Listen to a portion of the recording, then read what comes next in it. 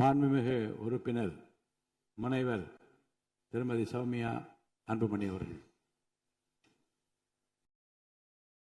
மாண்புமிகு பேரவைத் தலைவர் அவர்களே, மாண்புமிகு முதலமைச்சர் அவர்களே வணக்கம். மாண்புமிகு எதிர்க்கட்சி தலைவர் அவர்களுக்கும், மாண்புமிகு அமைச்சர் பெருமக்களுக்கும், மாண்புமிகு கட்சி தலைவர் அவர்களுக்கும், மாண்புமிகு உறுப்பினர் அவர்களுக்கும் வணக்கத்தை தெரிவித்துக் கொள்கின்றேன். காவிரி நீர் நம்முடைய தமிழ்நாட்டின் உயிர் நாடி. 38 மாவட்டங்களில் 28 மாவட்டங்கள் காவிரியை நம்பிதான் இருக்கின்றன. 8 கோடி மக்களில் 5.5 கோடி மக்கள் காவிரி நீரை நம்பிதான் இருக்கின்றார்கள். காவிரி நீர் பார்த்தீங்கன்னா குடகு மலை, அதாவது கூர்குல கர்நாடகாவில் ஆரம்பித்து மேற்கு தொடர்ச்சி மலை வழியாக தர்மபுரி மாவட்டத்தில் தான் தமிழ்நாடுக்கு முதல்ல வருகிறது. தர்மபுரி மாவட்டம் பிலிகுண்டுல தான் அது உள்ள தமிழ்நாட்டுக்குள்ளே நுழைகின்றது. கிட்டத்தட்ட 800 கிலோமீட்டர் அது டிராவல் பண்றாங்க. அந்த காவிரி நதி பார்த்தீங்கன்னா 800 கிலோமீட்டர் கர்நாடகாவிலிருந்து தமிழ்நாட்டுக்குள்ள டிராவல் பண்றாங்க. அந்த காவிரி நீர் வந்து பிலிகுண்டுலேருந்து ஒகேனக்கல் வருது. அதுக்கப்புறம் மேட்டூர் அணையை நிரப்பிட்டு பவானி, ஈரோடு, திருச்சி போன்ற இடங்கள்லாம் வந்துட்டு கடைசியாக பூம்புகார்ல கடல்ல கலக்கிறது. இதுதான் அந்த காவிரி நீருடைய டிராவல் மேப். இதுல பாத்தீங்கன்னா 320 கிலோமீட்டர் மட்டும்தான் கர்நாடகாவில் காவிரி பாய்கிறது.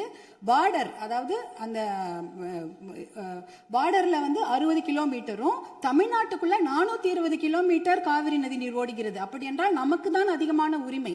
420 கிலோமீட்டர் தமிழ்நாட்டில் ஓடுது, நம்மளுடைய மாநில எல்லையில 60 கிலோமீட்டர் ஓடுகிறது.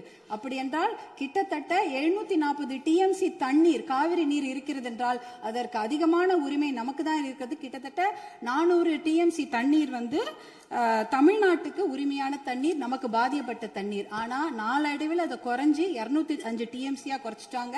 192 டிஎம்சி அதை குறைச்சிட்டு இன்றைக்கு 177 டிஎம்சி தண்ணீர் தான் தமிழ்நாட்டுக்கு என்ஷூர் பண்ணியிருக்கிறாங்க. அதாவது அந்த காவிரி நடுவர் மன்ற தீர்ப்புல பாத்தீங்கன்னா Karnataka has to ensure to give Tamil Nadu 177.25 TMC தண்ணீர்னு அங்க வாக்கியங்கள் வருது.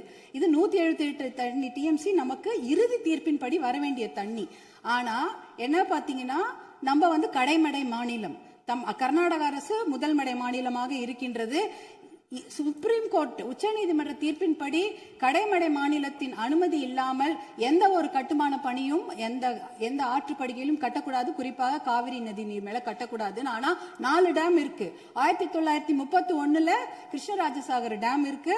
அது வந்து ஆங்கிலேயர் காலத்தில் கட்டப்பட்ட டேம். அதற்கப்புறம் 1970களில் 3 டேம் கட்டியிருக்காங்க. ஹாரங்கி, கபினி, ஹேமாவத்தின்னு. இந்த 4 டேமும் சேர்த்து இந்த அணைகள்ல கிட்டத்தட்ட 115 டிஎம்சி தண்ணீர் தேக்கி வைக்க முடியும். மேகதாட்டுல புதுசாக அணை கட்டினாங்கன்னா அதுல 70 டிஎம்சி தண்ணீர் தேக்கி விட முடியும்.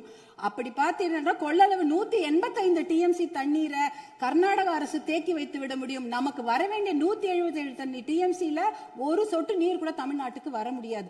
அப்படி என்றால் டெல்டா மாவட்டம் பாலைவனமாகிவிடும். குடிநீருக்கு மிகப்பெரிய பிரச்சனை ஏற்பட்டுவிடும். ஏன்னா 5.5 கோடி மக்கள் அந்த காவிரி தண்ணியை தான் நம்பி இருக்கிறாங்க. இதனால மிகப்பெரிய பிரச்சனை ஏற்பட்டு விடும். அதுல பாத்தீங்கன்னா இப்ப வந்து கர்நாடகாவுக்கு உரிய நீர் வந்து 284 டிஎம்சி தான். நமக்கு இருக்கிறது வந்து 404 டிஎம்சில இருந்து குறைஞ்சு 177 டிஎம்சி ஆக்கிட்டாங்க. அதனால இதை வந்து நம்ம ஒரு மிகப்பெரிய பிரச்சனையாக எடுத்துக்கொள்ள வேண்டும். மாண்புமிகு முதலமைச்சர் அவர்கள் கொண்டு வந்த அந்த தீர்மானத்தை, காவிரி நீர் படுகையில எந்த ஒரு கட்டுமான பணியோ அணைக்கட்டோ கட்டக்கூடாது என்ற தீர்மானத்தை பாட்டாளி மக்கள் கட்சி முழுமனதாக வரவேற்கிறது. அதற்கு எங்களுடைய முழு ஆதரவை நாங்கள் தெரிவித்துக் கொள்கின்றோம்.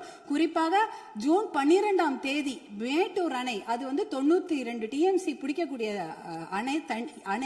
ஆனா அதுல இன்னைக்கு பாத்தீங்கன்னா 40 டிஎம்சி தண்ணி தான் இருக்கு. ஏன்னா அந்த தண்ணியை கூட இன்னைக்கு குறுவை சாகுபடிக்கு கொடுக்க முடியல. குறுவை சாகுபடி வந்து வடகிழக்கு, அதாவது சவுத் வெஸ்ட் மான்சூன், தென்மேற்கு மான்சூனை நம்பி தான் இருக்கிறது. ஆனா இந்த குறுவை சாகுபடிக்கு விடக்கூடிய தண்ணி வந்து இல்லாததுனால 40 டிஎம்சி தண்ணிய இன்னைக்கு ஜூன் 20 இன்னி வரைக்கும் கூட மேட்டூர் டேம் திறக்கல. இப்ப மேட்டூர் டேம்ல இருக்க அந்த 40 டிஎம்சி தண்ணி குடி தண்ணீருக்காக நம்ம சேர்த்து வச்சிருக்கிறோம். அடுத்த வருஷம் அந்த மேகதாட்டு அணையை கட்டிவிட்டார்கள் என்றால் அதற்கப்புறம் அந்த குடித்தண்ணீர் கூட நம்ம மிகப்பெரிய பற்றாக்குறை ஏற்பட்டுவிடும். இதையெல்லாம் கருத்தில் கொண்டு நம்ம மேகதாட்டு அணையோ எந்த ஒரு கட்டுமான பணியோ கர்நாடக அரசு கட்டாமல் பார்த்து கொள்ள வேண்டும். உச்சநீதிமன்ற தீர்ப்பு தமிழகத்துக்கு சாதகமாக இருக்கிறது. காவிரி நடுவர் மன்ற தீர்ப்புகளும் நமக்கு சாதகமாக இருக்கிறது. இதை நாம் முனைப்புடன் இருந்து தொடர்ந்து செயல்பட்டு இந்த மேகதாடு அணை கட்டுவதை தவிர்க்க வேண்டும். அதற்காக மாண்புமிகு முதலமைச்சர் கொண்டு வந்த இந்த தீர்மானத்தை பாட்டாளி மக்கள் கட்சி முழு மனதாக வரவேற்று ஆதரவளிக்கிறது. வாய்ப்பு கொடுத்ததற்கு நன்றியை தெரிவித்துக் கொள்கின்றேன். நன்றி, வணக்கம். மாண்புமிகு உறுப்பினர் திருமதி பிரேமலதா விஜயகாந்த் அவர்கள்.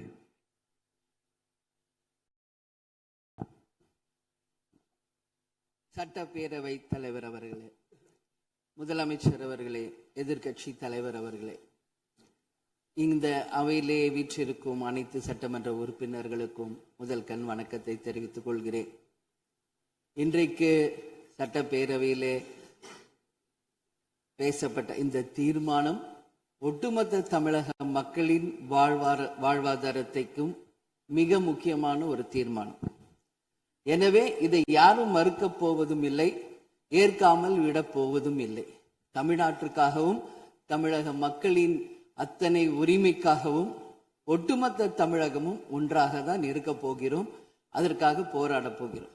ஆனால் நாம் சற்று இதை பற்றி யோசித்தால், சுதந்திரம் வாங்கின காலத்திலிருந்து இன்றைக்கு வரைக்கும் காவேரி பிரச்சனையும் முல்லை பெரியாறு பிரச்சனையும் தமிழக மீனவர்கள் பிரச்சனையும் தொடர்ந்து பேசிக்கொண்டுதான் இருக்கிறோம். ஒழிய எதற்கும் இதுவரைக்கும் நிரந்தரமாக தீர்வு ஏற்பட்டதாக ஒரு வரலாறு இல்லை என்பதை நிச்சயமாக இந்த நேரத்தில் நான் பதிய வைக்க விரும்புகிறேன். இதற்கு எந்த குறிப்புகளோ படிக்க வேண்டிய அவசியம் இல்லை. இது உணர்வு, நம் மனதிலே ஆழமாக இருக்கும் நம் உணர்வை பதிய வைக்க வேண்டிய இடம் இந்த சட்டமன்றம்.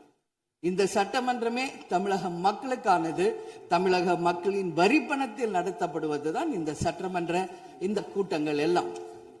அப்படி இருக்கையில் தமிழக மக்களின் உரிமையை நாம் ஒவ்வொரு முறையும் நம்மை சுற்றி இருக்கின்ற மாநிலங்களிடம் போய் கேரளா, கர்நாடகா, ஆந்திரா, இன்னொரு பக்கம் மீனவர்களுக்காக ஸ்ரீலங்கா என்று தொடர்ந்து கேட்டுக்கொண்டுதான் இருக்கிறேன். ஒழிய தன்னிறைவு பெற்ற ஒரு மாநிலமாக தமிழ்நாடு என்றைக்கு வரப்போகிறது என்பதை தான் நான் இந்த நேரத்தில் சிந்திக்கிறேன். ஏன்னா நம்மை சுற்றி இருக்கின்ற நமது தலைவர்கள் எல்லாருமே இந்த பிரச்சனைக்காக, அம்மையார் புரட்சி தலைவி ஜெயலலிதா அவர்கள் காவேரிக்காக உண்ணாவிரதம் இருந்தாங்க, முதலமைச்சராக இருந்து. கலைஞர் அவர்கள் இதற்காக பல போராட்டங்கள் நடத்தினார். அண்ணன் ஸ்டாலின் அவர்கள் பல தீர்மானங்களை நிறைவேற்றி இருக்கிறார்கள். அது மட்டும் இல்லை, இதுவரைக்கும் முதல்வராக இருந்த அத்தனை பேருமே இதற்காக நாம பேசி இருக்கிறோம், போராடுகிறோம், சட்ட ரீதியாக நாம் அதற்கான தீர்வுகளை காண்கிறோம். அது மட்டும் இல்லை, காவிரி மேலாண்மை ஆணையம் ஒரு தீர்ப்பு சொல்றாங்க, உச்ச நீதிமன்றம் ஒரு தீர்ப்பு சொல்றாங்க. எதுவும் பேசியும் இதுவரைக்கும் தீர்வு இல்லை. இப்பொழுது முதல்வராக பதவியேற்றிருக்கும் சிவகுமார் அவர்கள் சொல்றாரு, நாங்க பேச தயாராக இருக்கிறோம் என்று. நமது முதல்வரும் சிவகுமார் அவர்களும், நான் என்ன சொல்றேன், இது எல்லாரும் மக்களுடைய, இப்போ இந்த அவை இது முக்கியமான சட்டமன்றம். இங்க வந்தவொன்னு எல்லாருக்கும் என்ன கொடுக்கறாங்க? தண்ணி தான் கொடுக்கறாங்க. அப்போ ஒவ்வொரு மனிதருக்கும் தண்ணி தான் முக்கியம். இன்னைக்கு காவேரி தாயின்னு தான் நம்ம சொல்றோம். ஒரு தாயின் ஒரு குழந்தைக்கும் எப்படி தாய்ப்பால் இன்றியமையாதோ அது பாருங்க, அத்தனை பேரும், அது விவசாயிகளா இருக்கட்டும், குடிமக்களாக இருக்கட்டும், இங்கு மிக முக்கியமானது குடிதண்ணீர். நீரின்றி அமையாது இவ்வுலகு. அதனால முதல்வர் அவர்களே, உங்களை நான் கேட்டுக்கிறது, எப்படி மின்மிகை மாநிலமாக தமிழகத்தை உருவாக்கணுமோ அது மாதிரி மின்மிகை நீர் மேலாண்மையை நாம் நிச்சயம் உருவாக்க வேண்டும் என்று கேட்டுக்கொள்கிறேன். மழை நமக்கு ஒரு கொடை, கடவுள் கொடுத்தது. அதற்கு இனி வர இருக்கும் மழை காலத்திற்கு முன் அதற்கான தீர்வுகளை நாம் ஏற்படுத்தி எங்கெல்லாம் தமிழ்நாட்டின் நதிகளை இணைக்க வேண்டும். சும்மா நம்ம போய் பக்கத்து ஸ்டேட்டுக்கிட்டே தண்ணி கொடுங்க, டேம் கட்டாதீங்க கேட்டுக்கிட்டே தான் இருக்கோம், எதுவுமே நடக்கல. அதனால சொல்றேன், தன்னிறைவு மிக்க மாநிலமாக நம் தமிழ்நாடு உருவாக வேண்டும் என்று மாண்புமிகு முதல்வர் அவர்களை நான் கேட்டுக்கிறேன். தமிழ்நாட்டில் இருக்கிற நதிகளை நாம் இணைப்போம். எல்லா இடத்துலயும் தூர் வாருவோம். வரப்போகும் மழைக்காலத்திற்குள்ள அந்த நீரை எப்படி சேமிக்க வேண்டும் என்பதை நாம முடிவு செய்யணும். வீணாக கடல்ல போய் நீர் கலக்கிறத தடுத்தாலே தமிழ்நாடு மின்மிகை நீர் மேலாண்மை நிச்சயம் வரும் என்பதை தெரிவிச்சுக்கிறேன். இதுல யாருக்கும் எந்த மாற்று கருத்தும் இருக்காது. தமிழ்நாடின் உரிமை என்றைக்கும் நாம் விட்டு தர முடியாது. முன்னொரு காலம் புரட்சி கலைஞர் கேப்டன் எதிர்கட்சி தலைவராக இருந்தபோது தமிழகத்தின் பிரச்சனைக்காக அனைத்து கட்சியும் ஒன்று திரட்டி டெல்லிக்கு சென்று பிரதமரை சந்தித்து தமிழக மக்கள் சார்பாக கோரிக்கை வைத்தார். அதுபோல் தேவைப்பட்டால் அனைத்து கட்சியையும் நீங்கள் ஒன்றாக அழைத்து சென்று தமிழக மக்களின் உரிமையை நிலையாக உறுதியாக நீங்கள் நிலைநாட்ட வேண்டும் என்பதை நான் கேட்டுக்கொள்கிறேன். எனவே தேசிய முற்போக்கு திராவிட கழகம் என்றைக்கும் தமிழ்நாட்டின் உரிமைக்காகவும் தமிழக மக்களின் உரிமைக்காகவும் உறுதியாக மேகதாதுவில் அணை கட்டக்கூடாது என்பதிலும் எந்த மாற்று கருத்தும் இல்லை. தீர்மானத்தை வரவேற்கிறேன் என்று கூறி அமர்கிறேன். நன்றி, வணக்கம்.